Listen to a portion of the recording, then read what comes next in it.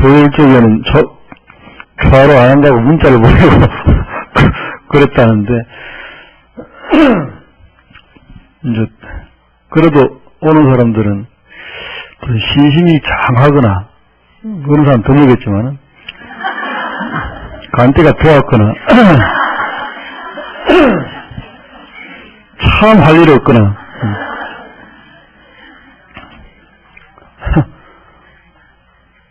셋 중에 하나예요. 왜 이런 일이 생기느냐.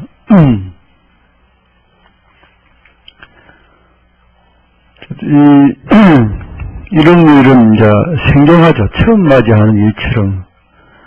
이런 일이 생겼을 때, 집안에도 뭐 일이 있으면은, 그런 일을 한번 해본 분들은, 이제, 나름대로 하죠. 그 다음에, 이렇게 하더라. 또, 간접적인 경험을 많이 해본 분들도, 어떤 일이 생기면은, 기억을 해내가지고, 이렇게 하더라 하고 합니다. 또, 집에서 누가 갑자기 처음으로 어른이 돌아가시면은, 어떻게 해야 될지 몰라가지고, 당황하는 경우도 있는데, 그 경우에 이건 이렇게 한다, 이렇게 정해져 있는 것, 순서가 정해져 있는 것, 요즘 말로는 뭐, 영어로 매뉴얼이 있냐, 없냐, 그 문제죠.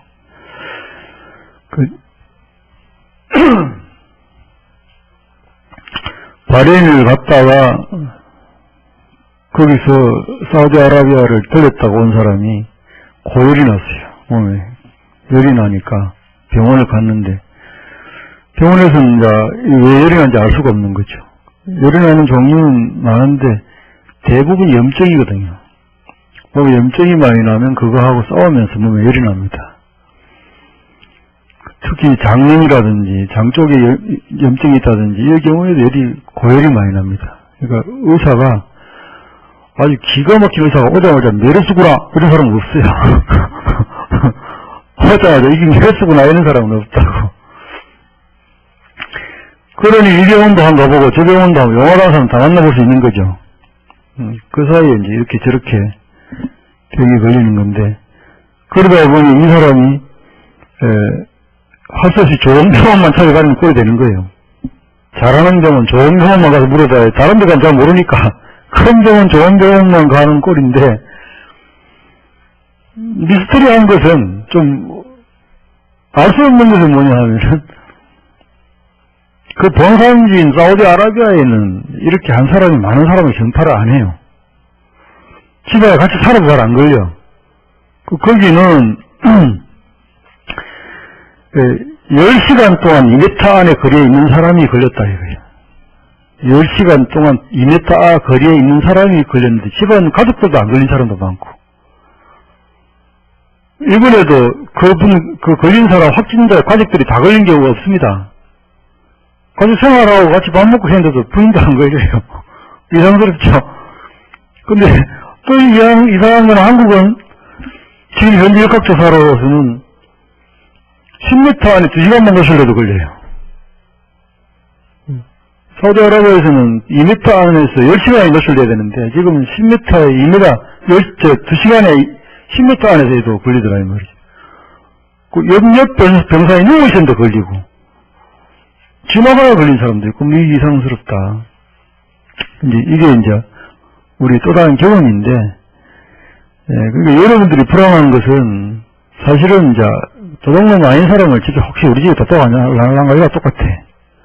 지나가는 사람 보고, 혹시 저기 우리 집에 도둑질 안 하려는가, 겁을 내는 거 똑같다, 이 말이에요. 근데, 진정수배가 딱 돼 있으면 금방 알 수 있잖아요. 도둑놈인지 아닌지. 경찰한테 물어보면 봐도. 지금 누가 환자인지만 정확하게 알면 국민들이 불안해야 될 이유가 없습니다. 그 사람들은 국가에서 격리를 시켜서 나을 때까지 기다려줘야 되는 거죠. 근데 웃긴 거는 가령 내가 그 메르스가 지금 감염된 사람이에요. 근데 나는 건강해서 아무 문제가 없어요. 근데 옆 사람이 걸리면 이건 죽을 수도 있어요. 이게 문제인 거죠. 나는 그냥 지나가. 내가 걸린지 안 걸린지는 모르고 지나간단 말이에요. 옆 사람은 어떤 애 걸렸는데 그 사람은 죽을 수 있어요. 나는 아무렇지도 않은데 그렇기 때문에 이게 매뉴얼이 필요한 거죠. 이런 경우에. 그러니까, 이제 확진자로 된 분들이 겁을 내지 말고 자기 동선을 이야기를 자세히 다 해야 되는데, 처음부터. 거기 안에 하나 숨기기도 하고, 이게부터 숨기기도 하고 그러니까, 이제 거기는 조사를 안 하는 거죠. 그분이 지나간 자리에 혹시 모르는 거기에는 또 걸릴 수가 있는 거죠. 그럼 거기에서 자기도 모르는 사이에 된 사람들은 또 들어앉아요. 그런데 이렇게 발병하기 전에는 바로서 밖으로 나오질 않습니다. 몸 안에 있어요. 증상이 나오기 시작하면서 이제 나오는 거거든요. 그러니까 이제 국가에서 어떤 경로로 통해서 들어왔고 몇 사람이 감염이 되어 있는지만 정확하게만 파악이 돼 버리면은 여러분들이 아무나 동명인지 의심할 필요가 없다는 소리죠. 그러니까 뭐 초하루 때 저리 안 나오고 이럴 이유도 없고 어디 안 가야 될 이유도 없고 그걸 국가에서 관리만 하면 되는데 이게 우리나라에서 처음 있는 일입니다. 우리나라에서 처음 있는 일이니까 어르신들도 의사들이 들으면 기분 나쁠지 모르면 의사들은 기술자예요. 기술자. 의사들은 자기가 연구해서 아는 게 하나도 없습니다. 의학자, 화학자, 의학자들이 알아가지고 가르쳐 준 거를 배워서 그 기술을, 수술하는 기술도 의사가 기술을 배워서 하는 거지, 의사가 본인이 판단하고 본인이 할 수가 없어요. 의사는 본인이 판단하는 사람이 아닙니다. 그러니까 이게 메르스인지 아닌지도 의사는 아무도 몰라요. 그 샘플을 보내야 되는 거죠. 보내서 거기에서 현미경을 확인해야 돼요. 메르스가 맞다, 아니다. 의사가 알 수 있는 건 아무것도 없어요. 그런데 그 의사가 아닌 의학자가 이렇게 말합니다. 이 메르스에 감염되면 이런 증상이 나오면 의심을 하시오. 이렇게 하면 의사는 그 말만 듣고 의심을 하는 거예요. 아, 당신은 가능성이 있다. 왜? 위에서 이런 사람 조심하라 했거든. 그 일단 격리를 시켜놓고 그 사람의 뭐 침이라든지 이런데 메르스가 있는지 확인을 해가지고 있으면 당신이 있답니다. 이렇게 말하지. 의사가 당신이 깁니다. 이런 말 못한다니까요. 저쪽에서 말하는데 있답니다. 이렇게 말해요. 의사가 할 수 있는 일은 자기가 배운 것 내에서 기술을 가지고 이야기를 하고 손으로 수술하고 하는 거지, 의사가 맞는 게 아니에요. 가자마자 무슨 병인지 아는 경우가 없습니다. 그 분야의 최고 권위자 의사인 경우에는 하도 임상을 많이 해가지고 경험상 의학자가 모르는 거를 그냥 알 수도 있어요. 예를 들면은 한의사들이 그런 경우죠. 옛날 한의사들은 왜 그러냐 물으면 몰라요. 지금처럼 이렇게 현미경으로 보거나 똑같은 실험을 해가 똑같이 나오고 이걸 할 수가 없거든요. 옛날 한의사들은 많이 대해보고 느낌으로 그냥 마음으로 아는 거예요. 그게 많습니다. 그러니까 오늘날 한의가 이제 한계가 많은 거죠. 어쨌건 의사도요 책임이 아닙니다. 제가 보기에는 의사가 오자마자 메르스 환자인지 아닌지 알 수가 없으니까. 두 번째는 환자 자신도 큰 죄가 없어요. 본인도 몰라요. 이게 감기인지 복통인지 뭐 장염인지 뭔지 알 수가 없어요. 여름 잡고 나고 오한도 나고 몸살인지 알 수가 없으니까 이 병은 저 병은 용하다는 병은 돌아가는 수밖에 없어요. 그러니까 의사도 환자도 내가 보기에는 처음 맞이하는 거라 도리가 없죠. 그러나 보건당국이나 국가는 달라야 됩니다. 보건당국이나 국가는 이 경우에 국민들한테 도움을 청해야 돼요. 대통령이 나오고 누가 나오든. 국민 여러분, 상황이 이렇게 되었습니다. 이 환자는 본인이 메르스 환자인지 모르고 돌아다녔고 의사도 본인이 알 수가 없습니다. 시간이 꽤 걸립니다. 그 안에 이유 없이 그 사람 격리시켜 놨다가 그 사람 고발하면 어떻게 하겠습니까? 도리가 없는 상황이었습니다. 그런데 지금 국민 여러분이 협조를 해줘야 국가에서 관리하기가 편합니다. 우리도 처음 대하는 일입니다. 그래서 이유 없이 열이 나거나 오한이 나시는 분은 병원에 바로 가지 마시고 일단 전화를 해가지고 보건소 확인해 주십시오. 그러면 그쪽에 당신이 어디 다닌 적 있냐 물어볼 겁니다. 어디를 다녔다 내가. 첫째는 사우디아라비아 갔다 온 적이 있냐 물어볼 것이고, 두 번째는 몇 월 며칠 사이에 삼성병원 간 적이 있느냐, 응급실에 어디 간 적이 있느냐, 어디 지나간 적이 있느냐, 어떤 사람을 접촉한지 물을 거다. 그거 싹 다 물어보고 하나도 해당이 안 되면은 그때는 일반 병원에 가서 치료를 받으세요. 이렇게 말을 해야 이게 관리가 됩니다. 그런데 자꾸 국가에서는 이게 무슨, 이게 이걸 통해서 국민들이 국가를 공격할 거로 생각하는지 숨겨요. 숨기고 겁을 내고, 그럴 필요가 없거든요. 이건 국민들한테 도움을 청하고 양해를 구하고 그래야 될 부분이죠. 있는 그대로 이야기를 하고. 우리도 확실히 알 수가 없습니다. 이렇게 말해야 맞는 거지. 왜냐하면 이 상황이 그럴 수밖에 없는 상황이거든요. 본인이 나중에도 모르고 의사도 알 수가 없는 격인데 올라가가지고 이거를 대항을 해봐야 이 진지 아닌지 알 수 있는 그 상황인데 이거를 어떻게 바로 안다고 말입니까? 그 대신 최초로 들어온 사람 우리가 알고 있잖아요. 그 사람으로 통해서 1차, 2차, 3차, 4차 어떻게 벌어지는지 대충 이제 길이 나온 거예요. 그거를 국가에서 명확하게 국민들한테 밝혀서 이렇게 합시다. 국민들에게 양해를 구하고 도움을 청해야 맞는 거죠. 이건 우리 모두가 지혜를 합치고 서로 협동을 해야 빨리 진행이 멈출 수가 있습니다. 근데 대체로는 제일 처음 받은 사람으로부터 4차, 5차 넘어가면 약해지는데 지금은 알 수가 없는 상태라고 그래요. 어쨌건 도리 없이 여러분들도 개인위생을 철저하게 하시고요. 당분간은 개인위생 철저하게 하시고 또 이 필요한 상태가 안 되도록 노력을 하셔야 됩니다. 그 다음에 스트레스 많이 받지 마시고 오늘 본문의 주제는 스트레스 많이 받지 마라. 스트레스를 많이 받지 말아야 된다. 그래야 메르스가 안 온다. 우리가 스트레스를 안 받고 살려면 어떻게 해야 될까? 여러분이 스트레스 받는 이유가 뭡니까? 스트레스 받는 이유는 이제 직접적으로는 여러분 생각하기에 현실적으로 나한테 쇼크를 주는 사람, 나를 건드리는 사람이죠. 나에게 스트레스를 주는 사람, 그런 사람이 있어가지고 내가 스트레스를 받습니다. 이게 첫 번째 이유일 것이고, 두 번째는 이제 걱정이죠. 걱정으로 인해서 여러분이 스트레스를 받죠. 걱정은 이제 과대망상의 경우가 많죠. 조그만 일을 여러분이 키워서 걱정하는 경우가 많죠.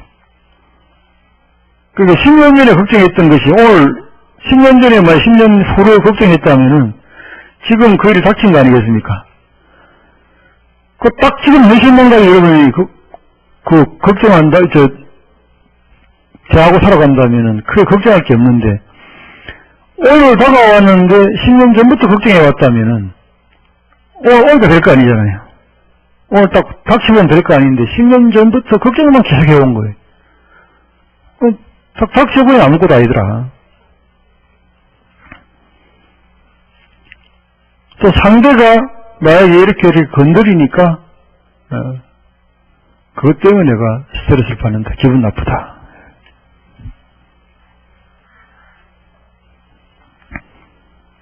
그러면 스트레스를 안 받는 방법은 뭐냐?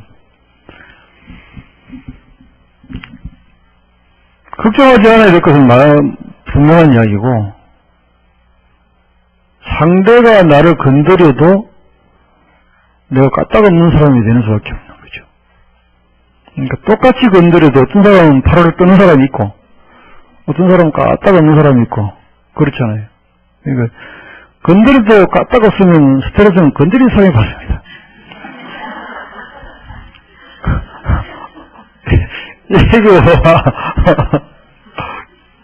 그러면 여러분 그러시 건드리지 마시고 스트레스 받지 마세요. 여러분 이제 그러셔야 되는 거죠. 내가 왜 이렇게 스트레스가 많을까? 욕심이 많아서 그렇지, 욕심이. 기대가 많은 거죠. 상대가 나한테 스트레스 줄만한 사람이 스트레스 주면 스트레스 받습니까? 그렇지 않을 거예요. 어린애가 배고프다고 울 때 여러분이 스트레스 받아 줬습니까? 그렇지 않잖아요. 이해가 되죠? 이놈이 배고프구나. 그 젖을 주면서 애가 젖을 먹고 괜찮아지면 여러분 기분이 좋아지시죠. 애한테 큰 욕심이 없기 때문이죠. 애한테 큰 기대를 하지 않기 때문이죠. 애가 우는 건 당연한 거고 내가 젖 안 줘서 미안하다 오히려 그렇게 생각하시죠. 그런데 다른 사람이 여러분에게 어떤 기대를 하면은 여러분들이 그 스트레스 받는 것은 저 사람은 저러면 안 되는데 하는 기대감과 욕심 때문에 그런 거죠. 아이가 울 때는 괜찮은데 그 사람이 그러면은 안 된다. 그거는 아이하고 그 사람하고 다른데 아이는 당연히 난 달라 해도 괜찮은 사람이고 그 사람은 나한테 달라 하면 안 되는 사람이다. 이거죠. 그 사람은 다 물어봐요. 여러분 스트레스 받지 말고 당신은 왜 나한테 달라고 하냐고 물어보세요. 당신은 왜 나한테 스트레스 주냐고 물어보시라고. 그 사람은 충분한 이유가 있다고 생각할 겁니다. 내가 니한테 이런 이유가 충분히 있다 이렇게 말할 겁니다. 그럴 때 여러분이 그건 네 욕심이다 이렇게 말하면 어떻게 될까요? 상대방한테. 네가 나한테 달라고 하는 것은 네 욕심이다. 내가 니한테 굳이 줘야 될 필요가 없다. 그럼 네가 나한테 지나치게 기대하는 거다. 그러니까 난 달라 하지 말아라. 여러분이 그렇게 말한다면 어떻게 될 거예요?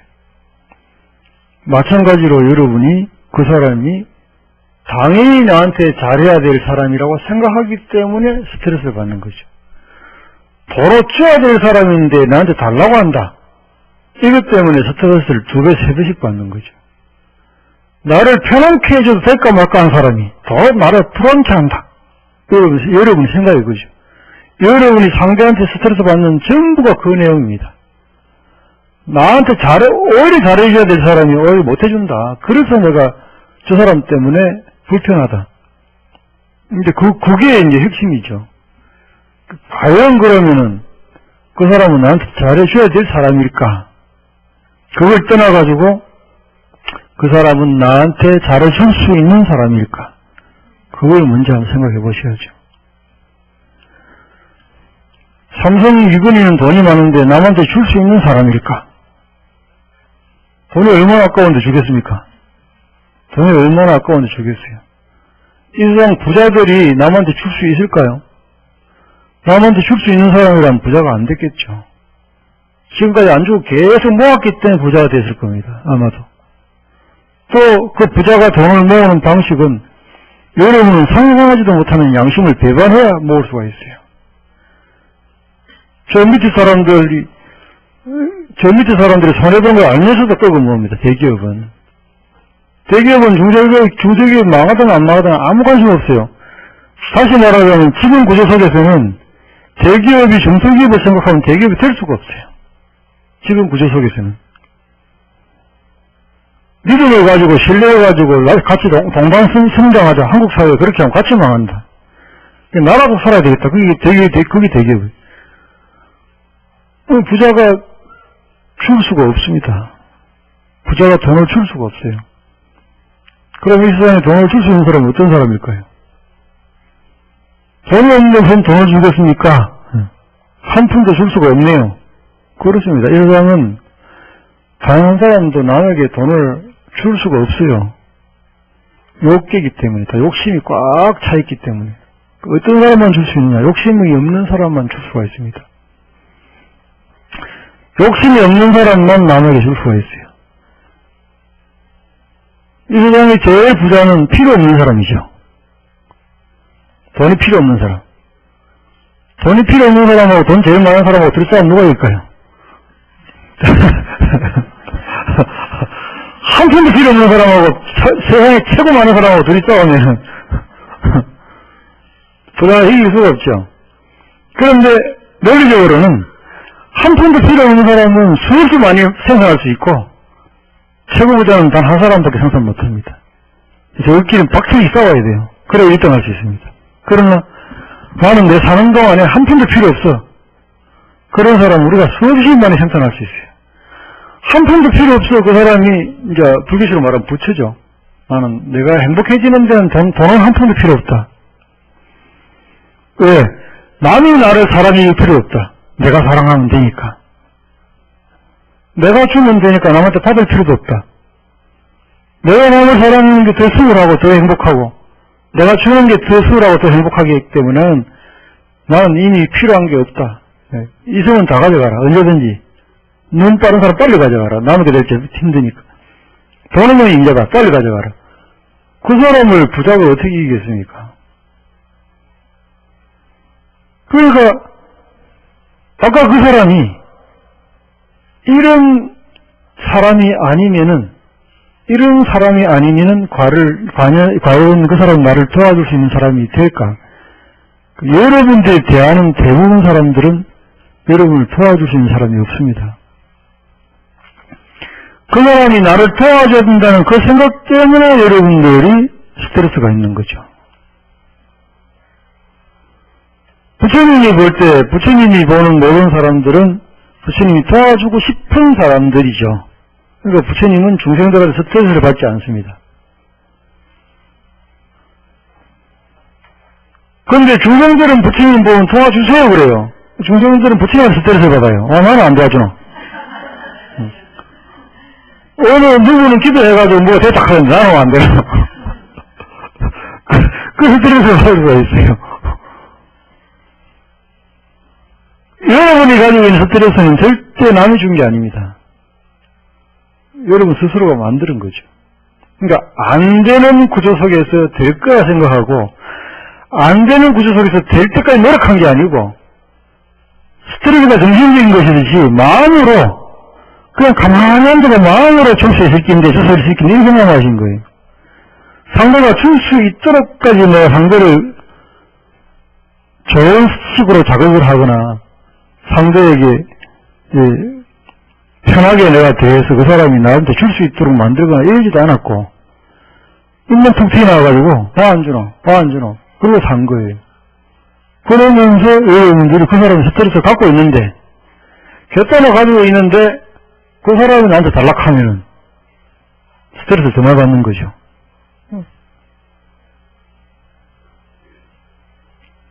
그 첫째는 여러분들이 상대는 나한테 줄 수 있는 여유가 있는 사람이 아니다. 왜? 상대는 내 엄마도 내 아버지도 관세음보살님도 부처님도 아니기 때문에. 마지막으로 그는 나는 하나도 필요 없어 이런 사람도 아니다 이 말이죠. 그 사람도 부자가 되고 싶은 사람이다. 중세기업을 눌러서라도 부자가 되고 싶은 사람이다. 그 사람이 이제 나한테 줄 수 있겠느냐?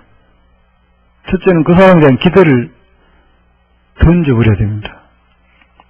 그동안에 그 사람이 나한테 잘해주면은 생각보다 니 괜찮다 이래 되죠. 생각보다 니 괜찮다 그래 되죠. 생각보다 당신 괜찮은 사람이라고 그렇게 되고, 두 번째는 그 사람이 난 달라고 하는 그걸 해결해야 될 거 아니겠어요. 그 사람이 난 달라고 하는 거. 그러면 아까 말한 대로 그 사람은 나한테 줄 수 있는 사람은 아니다. 그 사람은 난 달라고 하는 사람이다. 달라고 할 수는 있는 사람이다. 모든 사람, 보통 사람은 그렇잖아요. 달라고 할 수 있는 사람이라는데 여러분들이 이해를 좀 해주셔야 돼요. 그 사람은 부자가 되고 싶은 사람이니까. 그 실로 여러분이 부처님처럼 그들에게 자비가 있고 여러분의 지혜가 있다면 그 사람에게 나한테 달라고 하지 말고 스스로 만족해 할 줄 알면 당신은 나와 관계없이 행복해질 거예요. 이렇게 말해야 말이 맞는데 여러분이 그 경계의 맛을 못 봤으니까 그까지는 안 되더라도 상대도 달라고 할 수 있는 사람이다. 나처럼 이렇게 생각하셔야 돼요. 나처럼 상대를 달라고 할 수 있는 사람이다. 그러면은 말하자면 결론적으로 똑같은 인간끼리 서로 달라고만 하고 살아가는구나. 그게 우리 공동체를 이해하는, 우리 가족을 이해하는 방식이죠. 우리 서로 쳐다보고 달라고만 하고 살고 있구나. 이제 그게 우리 전체를 이해하는 방식이죠. 거기서 한 사람이라도 나머지를 이해하고 생각을 바꾸는 사람이 스트레스가 없어지는 사람이죠. 그 중에 한 사람이라도 나머지 세 사람을 이해를 하고 달라고 하는 거나 이해해. 왜? 나도 달라고 하고 있으니까. 그러나 그건 안 된다는 사실을 내가 알았어요. 그건 되는 게 아니잖아요. 상대가 줄 수 있는 사람이 아닌데 내가 달라고 하면 안 되잖아요. 상대가 줄 수 있는 사람은 분명히 아닌데 그 사람은 달라고 하면 나는 엉뚱한 짓을 하고 있잖아요. 그 시간에 다른 걸 해야지. 그래서 다른 사람 몰라도 적어도 그 사람들에게는 내가 주고 살아야 되겠다. 이렇게 생각을 하시는 것이 스트레스가 줄어집니다. 그럼 그 스트레스가 얼마나 될까? 여러분 인생의 한 90%는 나는 그 스트레스가 아닐까 생각해요. 여러분 가족 속에서 만들어지는 일들,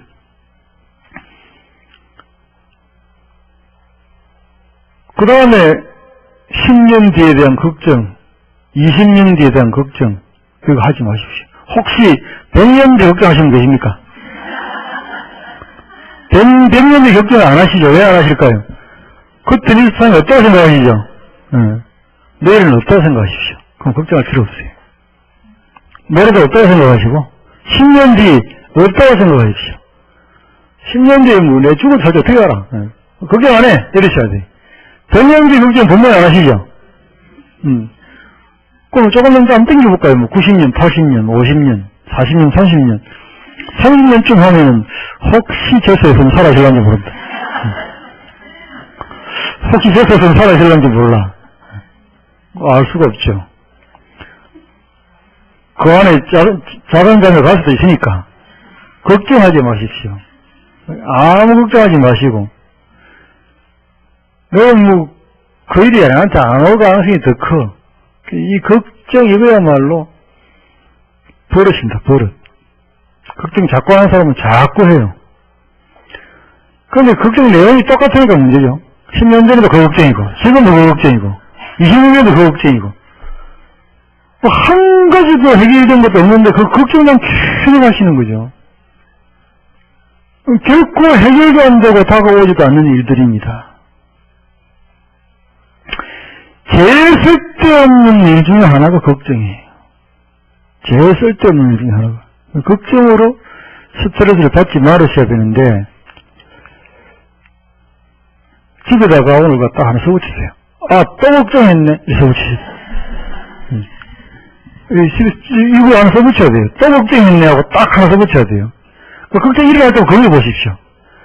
아, 걱정하지 마라 했는데.